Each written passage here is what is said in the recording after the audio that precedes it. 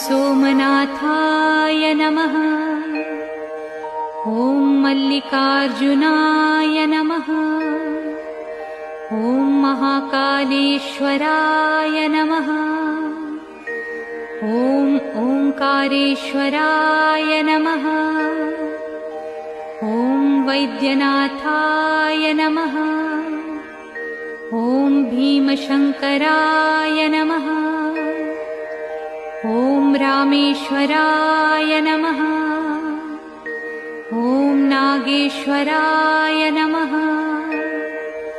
ॐ विश्वेश्वराय नमः। ॐ त्र्यंबकेश्वराय नमः।